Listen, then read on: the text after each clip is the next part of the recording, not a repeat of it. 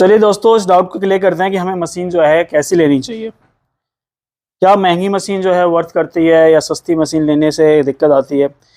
देखिए, मैं ये कहूँगा कि आपने महंगी मशीन, अगर आपका बजट नहीं है, सीधी सी बात है, आप बिगिनर है तो आप पैसा ज़्यादा नहीं लगाना चाहेंगे, तो आप सस्ते में ही एक अच्छी मशीन लीजिए। मैं नहीं कह रहा बहुत ज़्यादा महंगी हो तो बहुत ज़्यादा सस्ते भी नहीं होनी चाहिए, एक मीडियम रेंज की मशीन होनी चाहिए। जब मैं टैटू कर रहा था, जब मैं फर्स्ट टाइम कर रहा था, तो मैंने कॉइल मशीन ली थी, ठीक है। अब ये कॉइल मशीन है। कॉइल मशीन में सबसे बड़ी दिक्कत क्या होती है, बार बार हमें जो है ट्यूनिंग करनी पड़ती है। स्प्रिंग बार बार परेशान करता है, बार बार नीडल चेंज करने में बहुत ज़्यादा दिक्कत आती है, ठीक है। दूसरा, यहाँ क्लिप कॉर्ड्स हैं, यहाँ जंग लग जाते हैं, तो ये हम प्रॉब्लम बहुत करते हैं। कॉइल मशीन में बहुत ज़्यादा दिक्कत आई थी जब मैंने मशीन ली थी, ठीक है। क्योंकि मैं बिगिनर था तो मेरा बजट नहीं था, तो मैं कॉइल मशीन से ही काम चला रहा था काफ़ी। कम से कम मैंने 6 महीने जो है कॉइल मशीन ही चलाया। फिर थोड़ा मेरा बजट आया, मैंने कुछ पैसे कमाए, उसके बाद मैं रोटरी मशीन पे शिफ्ट हुआ। ये मेरे पास रोटरी मशीन, इसकी हालत देख के आपको समझ में आ रहा होगा, काफ़ी पुरानी मशीन है ये। अराउंड 4 से 5 साल इसको हो चुके हैं, स्क्रैचेस पड़ गए हैं, मशीन जो है काफ़ी। लेकिन अभी भी मैं इस मशीन को यूज़ करता हूँ, अभी तक इसमें कोई प्रॉब्लम आई ही नहीं है। रोटरी मशीन का ये फ़ायदा होता है, काफ़ी लॉन्ग टाइम चलता है और आपने वेल मेंटेन कर रखा था। वेल मेंटेन से मतलब जो है, यहाँ पे इसको है ऑयलिंग करनी पड़ती है, इसकी ग्रीसिंग करनी ज़रूरी होती है ताकि ये फ्रीली चलता रहे, कभी जाम ना हो। साथ ही साथ मेरे पास एक रोटरी मशीन और है, ये भी मैंने उसके बाद लिया, लेकिन इसका यूज़ मैं बहुत कम यूज़ करता हूँ, क्योंकि थोड़ा सा फोर्स में थोड़ा मुझे जो है इसका जो है टॉर्क थोड़ा मुझे कम लगा, तो मैं इसका यूज़ करता हूँ, ऐसा नहीं है करता हूँ, बहुत कम यूज़ करता हूँ। लेकिन मुझे अभी भी मेरे पास जो ये वाली है स्ट्रेचर की मशीन है, ये जबकि डचलैंड की, जबकि ये इससे डबल रेट की है। ये वाली मशीन जो है इससे डबल रेट की है, डबल कॉस्ट है इसकी। फिर भी मुझे यही वाली मशीन जो है सबसे अच्छी लगती है, क्योंकि ये बहुत अच्छी चलती है। दूसरा, लाइट वेट होती है कॉइल मशीन के मुकाबले में। इस कॉइल मशीन का जो वेट है और इस रोटरी मशीन का जो वेट है वो काफ़ी फ़र्क होता है, करीब करीब जो है आधे आधे का फ़र्क हो जाता है। तो अगर आप बिगिनर है तो मैं कहूँगा कॉइल मशीन बिल्कुल न ले। ज़माना जो है धीरे धीरे अपडेट होता जा रहा है, तो आप भी अपडेट होइए। कॉइल मशीन जो है बहुत पुराने जो यूज़र्स हैं वो यूज़ करते हैं, कॉइल मशीन की तरफ ना जाए तो ठीक है। रोटरी मशीन आज के टाइम में एडवांस टेक्नोलॉजी है, वही ले तो सही है।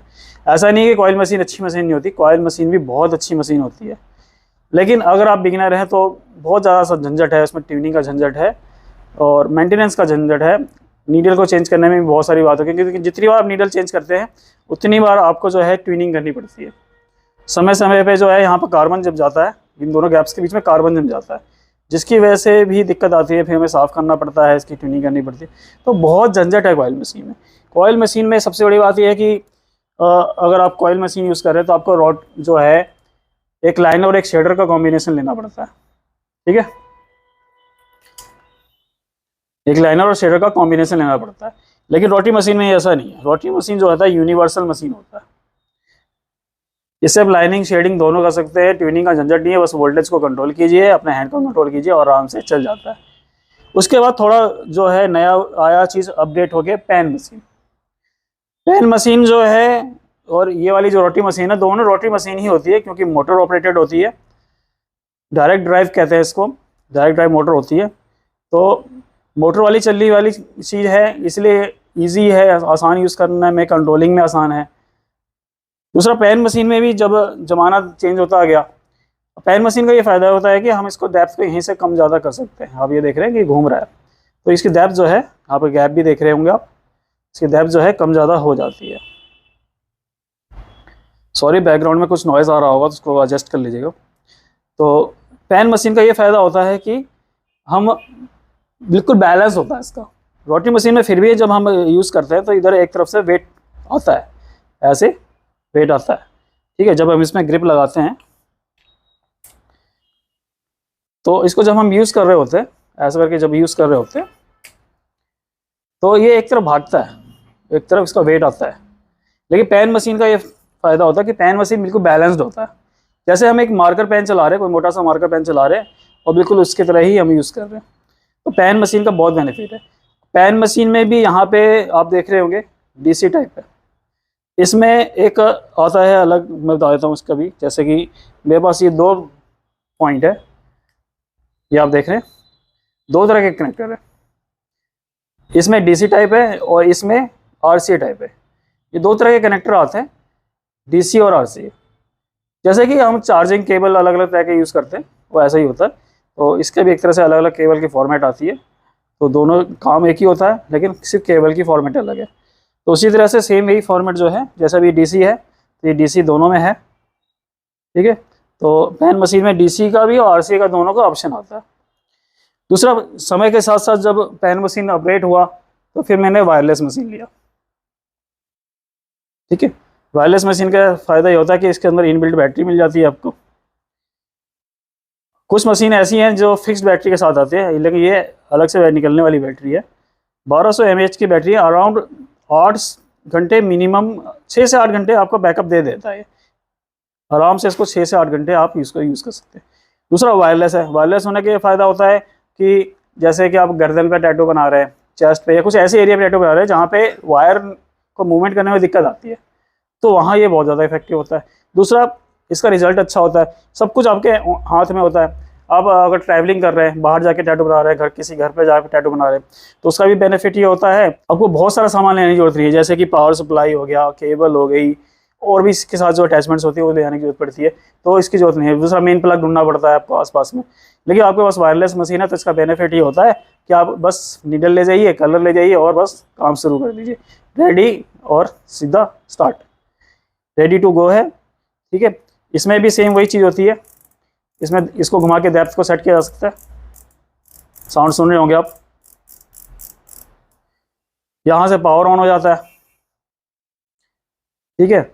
इससे हम वोल्टेज को अप डाउन कर सकते हैं। तो पैन मशीन में जो है बहुत सारी वैरायटीज़ है, ब्रांडिंग बहुत सारी है। पैन मशीन होगी, रोटी मशीन होगी। मशीनों की बात जहाँ तक है, मैं ये कहूँगा कि आप अगर रोटी मशीन ले रहे हैं तो बहुत ज़्यादा रेंज के स्टार्टिंग में मत लीजिएगा, मीडियम रेंज के 5-6 हज़ार रुपये की रेंज के ले लीजिएगा। पैन मशीन ले रहे हैं, चाहे वो वायरलेस है या नॉर्मल पैन मशीन है, तो अब ये वाली पैन मशीन 6-7 हज़ार रुपये मिल जाती है और ये वायरलेस मशीन 13-14 हज़ार रुपये मिल जाती है। तो अपना बजट देख लीजिएगा कौन सा अच्छा है, लेकिन स्टार्टिंग में ही सीधा पैन मशीन ना ले तो ठीक है, रोटी मशीन लीजिए। रोटी मशीन से आपका काम फिलहाल चल जाएगा, आप रोटी मशीन लीजिए, ठीक है। ब्रांड के ऊपर, महंगाई के ऊपर मत जाइए। देखिए, अगर आप महंगे के तरफ जाएंगे तो सीन का जो है सबसे बेस्ट माना जाता है आज के टाइम में, ठीक है। लेकिन ऐसा नहीं कि जो सीन से जो काम होता है वो इस मशीन से काम नहीं होता है। इन मशीनें, सभी मशीनों से वो काम किया जा सकता है, सभी टैटू बनाए जा सकते हैं जो एक सीन से बनाया जाता है। या इंजेक्टा करके एक मशीन आती है, वो भी थोड़ी महंगी मशीन है, लेकिन सीन बहुत ज़्यादा महंगी मशीन है। तो सीन में 2 आते हैं, थंडर आता है और एक नोवा आता है, आप यूज़ करते हैं, बहुत पॉपुलर मशीन है। तो ऐसी कोई मशीन भी आप यूज़ कर सकते हैं अगर आपका बजट है तो, लेकिन स्टार्टिंग में इतना महंगा मत लेने की जरूरत नहीं है। तो आप इस तरह की मशीन है। दूसरा, अब रोटरी मशीन आप यूज़ कर रहे हैं या कॉयल मशीन यूज़ कर रहे हैं, तो ग्रिप का भी एक होता है। मैं सोच रहा था ग्रिप के बारे में अलग वीडियो बना के, सोचा 2 मिनट के लिए क्या वीडियो बनाऊँ। तो ग्रिप का एक अलग होता है हिसाब किताब।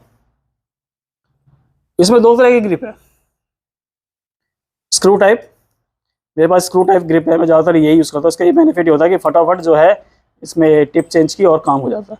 अब इसमें भी एक ही मेटल, ये जो है एल्यूमिनियम मेटल में है और ये जो है स्टील मेटल में है, ठीक है। तो स्टील वाला जो है इससे कम से कम 4 गुना हैवी है, ये वाला जो है इससे 4 गुना हैवी है, ठीक है। उसका बेनिफिट क्या होता है, बैलेंसिंग आसान होता है। जब हम इसमें रोटरी मशीन लगाते हैं, रोटी मशीन लगाते हैं तो क्या होता है कि इसका वेट ज़्यादा होने की वजह से, ग्रिप का वेट ज़्यादा होने की वजह से जो सारा वेट है वो यहाँ डाइवर्ट हो जाता है। उससे क्या होता है, बैलेंस बनाने में आसान होता है, तब ये मशीन जो है इस तरफ भागती नहीं है, ठीक है। क्योंकि इसका वेट, इससे ज़्यादा वेट इसका हो जाता है, काफ़ी हद तक बराबर ही वेट होता है, लेकिन ज़्यादा वेट होने की वजह से क्या होता है, ये मशीन को इधर दबा के रखता है, वेट को इधर करके रखता है। तो क्या होता है, मशीन इस तरफ झुकता नहीं है, ठीक है, बहुत ज़्यादा इस तरफ झुकेगा नहीं।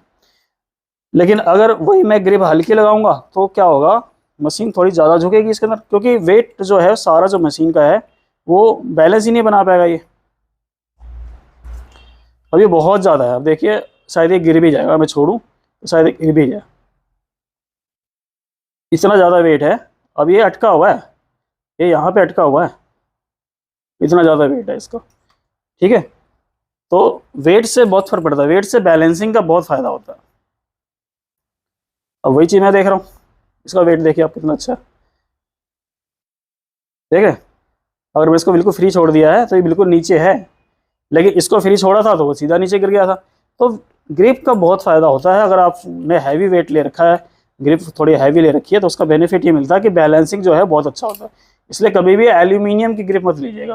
और मैं इसको कितना भी चाहूँगा ये बैलेंस नहीं बनेगा, ये गिर सकता है लेकिन बैलेंस नहीं बनेगा। तो हैवी ग्रिप का बहुत फ़ायदा होता है। मशीन के लिए मैं ये कहूँगा कि भाई मशीन जो है आप कोई भी मशीन लीजिए, लेकिन स्टार्टिंग में बहुत ज़्यादा खर्च मत कीजिए, क्योंकि खर्च करने से जो है क्वालिटी नहीं आएगी। हाँ, एक स्टैंडर्ड जरूर बनता है कि हाँ जी हम महंगी मशीन यूज़ कर रहे हैं जी, हमारे पास तो ये चीज़ें हैं, ठीक है। लेकिन हमें दुनिया को दिखाना थोड़ी है कि हम महंगी मशीन यूज़ कर रहे हैं। हमें एक टैटू बनाना है, हमें अपना स्टैंडर्ड बाद में जब आप कमा लेंगे तो आप महंगी मशीन रखिए, सब कुछ रखिए। स्टार्टिंग में आप शुरुआत में जो है आप एक सस्ते से लेके मीडियम साइज़ का, मीडियम कॉस्ट में लेके आप फिलहाल स्टार्टिंग कीजिए। कॉयल मशीन की तरफ मत जाइए प्लीज़, मैं ये कहूँगा कॉयल मशीन की तरफ मत जाइए। कॉयल की मशीन की तरफ जाते हैं तो आपको बहुत प्रॉब्लम्स फेस करनी पड़ती है, और फिर मुझे एक कॉयल मशीन के ऊपर भी वीडियो बनानी पड़ेगी कि कॉयल मशीन को कैसे यूज़ किया जाता है, कैसे उसकी मेंटेनेंस की जाती है। तो मैं ज़मेले में नहीं फंसना चाहता। जब मुझे पता है कि मेरे पास रोटरी मशीन का ऑप्शन है, पैन मशीन का ऑप्शन है, तो मैं कॉयल मशीन की तरफ क्यों जाऊँ। दूसरा, कॉयल मशीन में झंझट बहुत है। जब हमें पता है झंझट बहुत है तो हम क्यों फंसे उस काम में। हम पहले ही रोटरी की तरफ स्विच ना करें, जो टेक्नोलॉजी एडवांस है पैन मशीन की तरफ हो जाए, ज़्यादा अच्छा है। लेकिन स्टार्टिंग में पैन मशीन हम अफोर्ड नहीं कर सकते, ठीक है। तो स्टार्टिंग में जो है हम नॉर्मल मशीन से, रोटरी मशीन से स्टार्टिंग करेंगे। तो उम्मीद है दोस्तों आपको समझ में आ गया होगा कि महंगी मशीन फिलहाल तो नहीं चाहिए, लेकिन ऐसा नहीं है, अगर आपको जरूरत पड़ेगी फ्यूचर में, आपको लगता है कि महंगी मशीन चाहिए तो आप ले सकते हैं। नहीं तो जनरली मुझे 5-6 साल हो गए, मैंने कभी महंगी मशीन यूज़ नहीं की। मैं तो इन्हीं मशीन से काम चला रहा हूँ और अच्छे टैटू बन रहे हैं, कोई दिक्कत नहीं आ रही है। तो उम्मीद है दोस्तों आपको समझ में आ गया होगा कि महंगी मशीन से कुछ खास फर्क नहीं पड़ता, नॉर्मल मशीनों से भी काम किया जा सकता है, क्वालिटी आ सकती है। चलिए मिलते हैं नेक्स्ट लेसन में।